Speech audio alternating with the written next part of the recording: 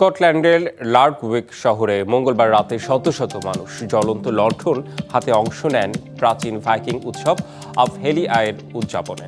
উৎসবটির প্রধান আকর্ষণ ছিল একটি ঐতিহ্যবাহী ভাইকিং লংশিপে অগ্নিসংযোগ এবং বর্ণিল ও অদ্ভুত পোশাকে সজ্জিত মিছিলকারীদের অংশগ্রহণ। আফহেলিয়া উৎসব শীতকালীন ঋতুর সমাপ্তি এবং প্রাচীন নর্স রীতিনীতি স্মরণে আয়োজন করা হয় এই উৎসব। উৎসবের মিছিলে নেতৃত্ব দেন ভাইকিং পোশাক পরিহিত প্রধানরা। সাধারণ মানুষ বিভিন্ন রঙিন ও নান্দনিক পোশাকে অংশগ্রহণ করেন। মিছিলকারীরা আগুনে ভরা লণ্ঠন হাতে নিয়ে শহর জুড়ে মিছিল করেন।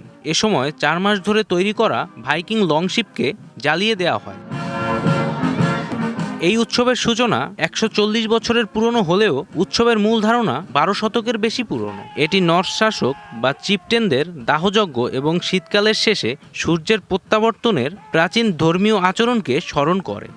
বিদেশ থেকে দেশে রেমিটেন্সের টাকা আসে নিরাপদে, তাই আজই আপনার আপনজনকে বলে রাখুন রেমিটেন্সের টাকা যেন শুধু নগদেই পাঠায়। প্রতি বছর হাজারের বেশি মানুষ এই উৎসবে অংশ নেন, যার মধ্যে বিদেশি পর্যটকের সংখ্যা উল্লেখযোগ্য।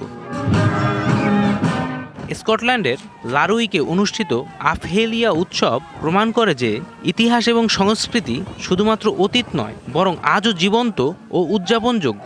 ভবিষ্যতে এই ধরনের আন্তর্জাতিক উৎসব পর্যটন ও সাংস্কৃতিক বিনিময়কে আরও সমৃদ্ধ করবে। জয় রায়, ডিবিসি নিউজ ডেস্ক।